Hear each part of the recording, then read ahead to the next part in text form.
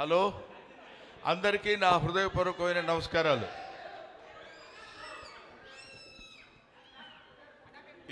ఈరోజు ఇక్కడ జరుగుతున్న హ్యాంగ్మెన్ ఈ ఫంక్షన్కి నన్ను చీఫ్ గెస్ట్గా పిలిచారు. అవునా? చాలా చీప్ ఏంటి?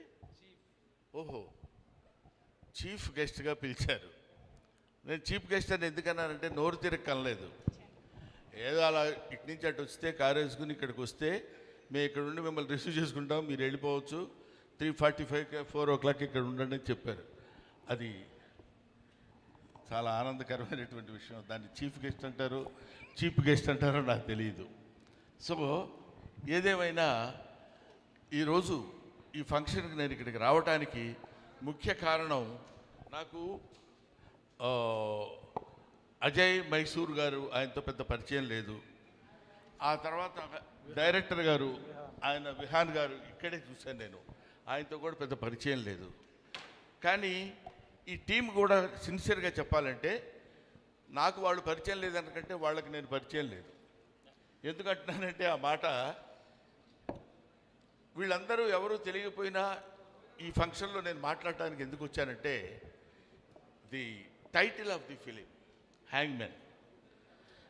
హ్యాంగ్మెన్ అంటే ఏంటి, ఆడ మానసిక స్థితి ఎలా ఉంటుంది, అతను ఎలాంటి పరిస్థితుల్లో తన జీవనాన్ని గడుపుతాడు అనేది ఒక్కసారి మనం ఆలోచిస్తే, మనం అనేక రకాలైనటువంటి జీవనోపాధితో బతికేటువంటి వాళ్ళని చాలామందిని మనం చూస్తూనే ఉంటాం మన లైఫ్లో. మన 24 క్రాఫ్ట్స్ ఉన్నాయి మన ఫిలిం ఇండస్ట్రీ వరకే. అలాంటిది అనేక రకాలైనటువంటి జీవనోపాధి కలిపేటువంటి వాళ్ళది వేరు. ఒక దాన్ని ఇబ్బందికరమైన ఉద్యోగం అనాలా, ఆనందకరమైన ఉద్యోగం అనాలా, అది మామూలు ఉద్యోగమే అనాలా, ఏమనాలో తెలియదు.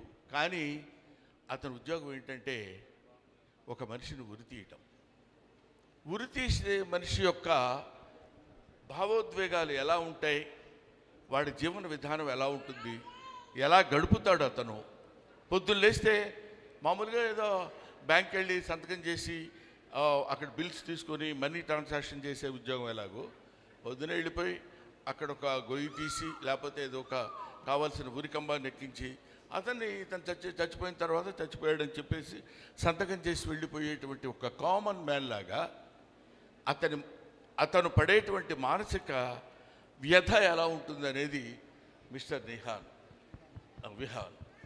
ఇతను అసలు ఈ సినిమా, నేను కూడా చాలా సినిమాల్లో యాక్ట్ చేశాను. ఈ సినిమా ఈ స్టోరీతో తీయాలి అనేటువంటి ఇట్లాంటి చాలా జరుగుతుంటాయి, కంగారు పడద్దు. నేను ఇందాక లక్కీగా అటువంటిది ఆ థాట్తో ఈ సినిమా చెయ్యాలి అనేటువంటి ఆలోచన రావటం డెఫినెట్గా నేను ఇతన్ని కంగ్రాచులేట్ చేస్తున్నాను. ఎవరు ఆ టైప్ ఆఫ్ థింకింగ్ నాకు తెలిసి చాలామంది ఇబ్బంది పడ్డారు. అలాంటి క్యారెక్టర్స్ ఊరికి అట్లా మధ్యలో ఒక సీన్ 2 సీన్లో వచ్చేసి వెళ్ళిపోయింది. కానీ హ్యాంగ్మెన్ బేస్డ్గా తీసినటువంటి సినిమా.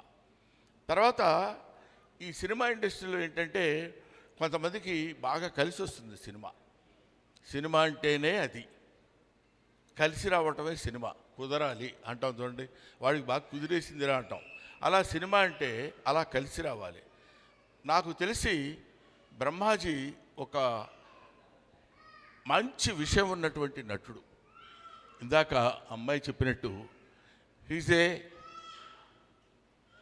హీరో ఫ్రెండ్గా చేయగలడు, కమెడియన్గా చేయగలడు, విలన్గా చేయగలడు, విలన్ అసిస్టెంట్గా చేయగలడు, హీరోగా చేయగలడు. ఏ క్యారెక్టర్ ఇచ్చినా సరే చేసి పడ్డించగలిగినటువంటి అద్భుతమైన సత్తా ఉన్న వ్యక్తి బ్రహ్మాజీ. అటువంటి బ్రహ్మాజీకి సరైనటువంటి ఫుడ్ పడలేదే ఇంతవరకు అని ఆలోచించే వాళ్ళల్లో అతని మిత్రుడుగా నేను ఒకడిని. ఇంతవరకు మంచి ఛాలెంజింగ్ క్యారెక్టర్, ఇంతకుముందు గణ అనే ఒక సినిమా చేశాడు, అది కూడా మంచి క్యారెక్టర్ చేశాడు, కానీ అతను గుర్తింపు రాలేదు. కానీ ఈ హ్యాంగ్మెన్ అనే సినిమా తనకి దొరకటం, అతని పెర్ఫార్మెన్స్ ఇప్పుడే మనం ట్రైలర్లో చూసినప్పుడు మనకు అనిపించింది. ఒక అద్భుతమైనటువంటి పెర్ఫార్మెన్స్ చేశాడు, చెయ్యగలడు. చేయటానికి కావలసినటువంటి ఆహారం ఇప్పుడు దొరికింది కాబట్టి అతను దీన్ని ఒక అద్భుతమైనటువంటి విజయాన్ని సాధిస్తాడు, ఈ సినిమా ద్వారా అందుకుంటాడని నేను మనస్ఫూర్తిగా కోరుకుంటున్నాను. నేను కేవలం నాకు ఈ బ్రహ్మాజీ అంటే ఇప్పుడు ఇలా కనపడుతున్నాడు, కానీ ఎప్పుడో భూమి పుట్టినప్పుడు పుట్టాడు. మాకంటే చాలా సీనియరా కాదా? కరెక్ట్. ఎప్పటివాడివిరా నువ్వు, నీకు తెలీదు, నువ్వు అలా బతికేస్తున్నావు. కానీ ఇండస్ట్రీలో ఎప్పటి నుంచో ఉన్నటువంటి బ్రహ్మాజీ మమ్మల్ని అందరినీ చక్కగా దగ్గరికి తీసుకుని పైకి వస్తావే పర్వాలేదని మమ్మల్ని ఎంతో దాన్ని ఏమంటారు మంచి మాటలు చెప్పి పైకి తీసుకొచ్చినటువంటి మహానుభావుడు ఆయన. ఈ వృద్ధాప్యంలో కూడా ఇలాంటి సినిమాల్లో చేసి మెప్పించగలుగుతున్నాడంటే మనందరికీ ఎంతో ఆనందకరమైనటువంటి విషయం. కానీ నేను మిమ్మల్ని కంగ్రాచులేట్ చేసేది ఏంటంటే ఇలాంటి వృద్ధులను కూడా ఎన్నుకుని, నవ్వెందుకు వస్తుంది సార్ వృద్ధులు అంటే, కాదా, అంతటా చక్కగా అలాంటి వాళ్ళని ఎన్నుకుని మీరు ఈ క్యారెక్టర్ ఇవ్వడానికి మిమ్మల్ని కంగ్రాచులేట్ చేస్తున్నాను. తర్వాత ఈ సినిమాలో యాక్ట్ చేశాడు ఇతని కొడుకుగా ఎవరు, Sunny it's very good actor. నాకు చూస్తుంటేనే కొన్ని షార్ట్స్ మొన్న వచ్చినప్పుడు చూపించారు నాకు. వీళ్ళందరూ దే ఆర్ ఆల్ ది, అందుకనే నేను ఇంతకుముందు ఎప్పుడైనా ఎక్కడికైనా వెళ్ళినప్పుడు చెప్తాను, ఇలాంటి వాళ్ళని చూసి మొహం వీళ్ళు ఏం చేస్తారులే, ఈ జబర్దస్త్లో ఎవరో కామెడియన్స్ ఉన్నారు, వాళ్ళ మొహం వాళ్ళకేం తెలుసు, ఏదో పిచ్చి కామెడీలు చేస్తారు, అట్లా ఎవరిని గురించి ఏమీ అనుకోవడానికి వీల్లేదు. You can criticize an old man because you know what he is. Don't criticize an young man because you don't know what he will be. ఆ తర్వాత ఏమవుతాడో, ఎంత గొప్పవాడు అవుతాడో ఎలాగో తెలియదు. కాబట్టి అటువంటి ఒక అద్భుతమైనటువంటి క్యారెక్టర్స్ని ఎన్నుకుని ఎలా చేయించుంటాడు. సినిమా అంతా నేను చూడలేదు, సినిమాలో కొంత పార్ట్ మాత్రం చూశాను. దర్శకుడు hats off to this guy. I will see him as one of the best directors of Telugu film industry shortly. నేను డెఫినెట్గా అతనికి ఆ భవిష్యత్తు ఉండాలని కోరుకుంటున్నాను, ఉంటుందని ఆశిస్తున్నాను కూడా. ఎందుకంటే ఇలాంటి వాళ్ళు ఉన్నప్పుడే, ఇప్పుడు మేమంతా కొంచెం పెద్ద బళ్ళు అయిపోయి వెనక్కి వెళ్ళిపోతున్న రోజుల్లో ముందుకు దూసుకొస్తున్నటువంటి వాళ్ళు యంగ్స్టర్స్ ముందుండాలి. అది వీళ్ళ నుంచి వచ్చినటువంటి వెలుగే తెలుగు చలనచిత్ర పరిశ్రమకు కాదు, భారతీయ చలనచిత్ర పరిశ్రమకు కూడా వీళ్ళ యొక్క కాంతి, వీళ్ళ యొక్క light will be distributed to entire India. అందుకని వీళ్ళు ప్యాన్ సినిమాలు తీయాలని, గొప్ప సినిమా అవ్వాలని మాత్రం నేను మనస్ఫూర్తిగా కోరుకుంటున్నాను. వీళ్ళందరికంటే ఒక అమ్మాయి గురించి నేను మాట్లాడాలి. ఆ అమ్మాయి నందిని రెడ్డి. ఈ అమ్మాయి అసిస్టెంట్ డైరెక్టర్గా లిటిల్ సోల్జర్స్ సినిమాలో నాతో పనిచేస్తుంది. లిటిల్ సోల్జర్స్ అని, అది ఎన్ని సంవత్సరాలు అయిందమ్మా? కమిట్ అవ్వట్లా. నీ గురించి కాదు. కాబట్టి నందిని రెడ్డి రీసెంట్గా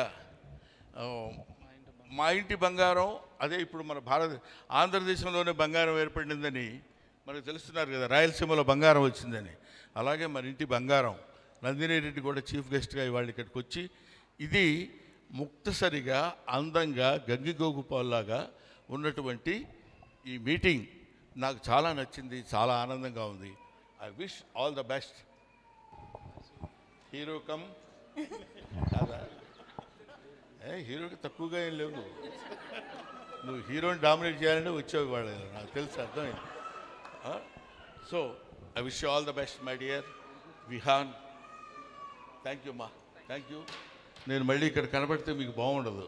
sir with your permission, ya, మీ పక్కన రియల్ హ్యాంగ్ మ్యాన్ ఉన్నారు, కానీ ఇక్కడే రియల్ హ్యాంగ్ మ్యాన్ కూడా రావడం జరిగింది. వారిని Pawan ji please welcome on to the stage.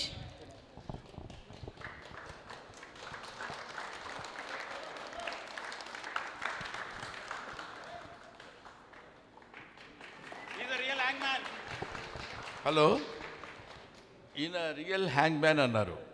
Prabhakar గారు రావాలి. ఎందుకంటున్నారంటే ఈ రియల్ హ్యాంగ్ మ్యాన్ అని ఈ వ్యవస్థ అతి త్వరలో నశించిపోవాలని కోరుకుంటున్నాను. ఐ సిన్సియర్లీ విష్ గాడ్ ఈ వ్యవస్థ ఉండకూడదు. అప్పటి నుంచో మా తాతలు మా ఇది అంటే ఆ వ్యవస్థ ఉండకూడదని ఎందుకంటున్నారంటే హ్యాంగ్ చేయించుకుని ఉరి తీయించబడేటువంటి తప్పు ఏ మనిషి చేయకూడదని నా కోరిక. అదే రాజకీయ వ్యవస్థ, అన్ని వ్యవస్థలు, సాంస్కృతిక వ్యవస్థ, రాజకీయ వ్యవస్థ, ఆర్థిక వ్యవస్థ, అన్ని రకాల వ్యవస్థలు సరైన పద్ధతిలో పనిచేసినప్పుడు ఒక మనిషిని ప్రాణం తీసేటువంటి శిక్ష విధించేటువంటి స్థితి ఏ మానవుడికి రాకూడదు.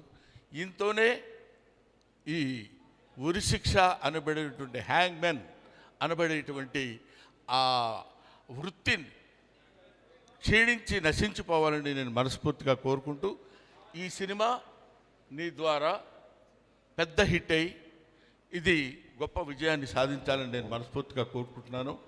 మా బ్రహ్మాజీని నాది బ్రహ్మ సగం కొట్టేశాడు. నేను బ్రహ్మ ఆనందాన్ని జీ గౌరవం దగ్గర ఆపేశాడు అర్థంకి. Thank you very much. Thanks a lot. Thanks అమ్మా. Thank you sir. సార్ ఒక్క గ్రూప్ పిక్చర్ సార్ మీరు ఇక్కడ